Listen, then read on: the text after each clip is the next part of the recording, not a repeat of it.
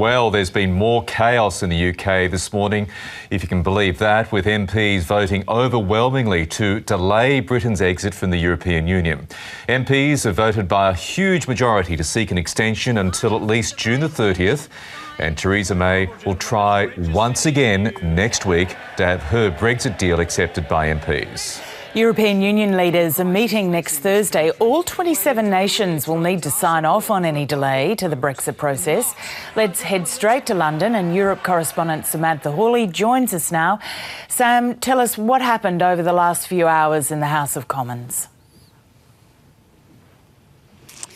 Well, another day, another Brexit vote, really. It is quite chaotic. We saw the scenes last night and again this evening. There's been various votes, various amendments, but at the end of the day, what we did see was a motion that was put forward by the government to delay Brexit easily past the House of Commons, Lisa, by about 210 votes. So that was obviously always sort of going to happen because the Brexit deadline is 15 days away. It was never going to be reached. It was actually impossible for that to happen. So 2 years after that deadline was set, it came crumbling down this evening in the House of Commons. Now, the motion that was passed has two elements to it, really. One is that if Theresa May gets her deal passed the House of Commons next week, so that would be her third attempt to get it passed,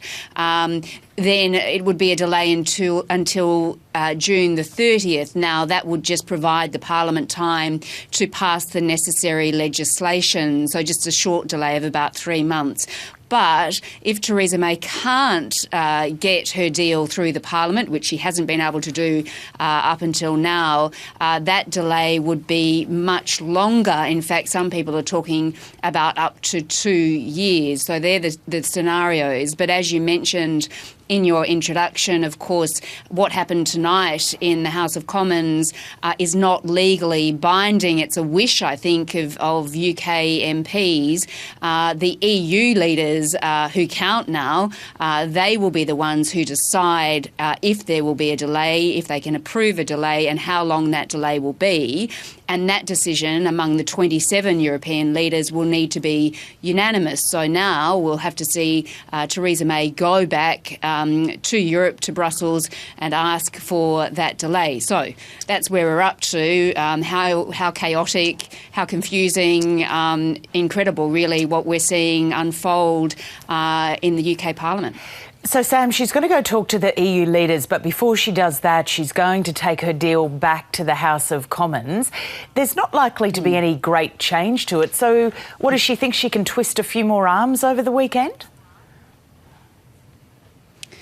Well, I do think she thinks, given there is a threat of a very lengthy delay, up to 2 years, that may change some people's mind. It may focus people's minds that basically, they could be looking at a very lengthy delay, and then they could be looking at no Brexit at all. So I think that is what she's hoping.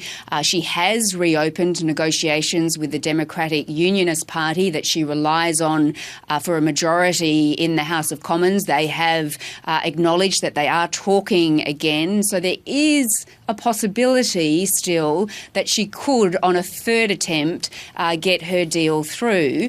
But, of course, we have to remember each of the other times she's brought it in, it's been an absolute crushing defeat.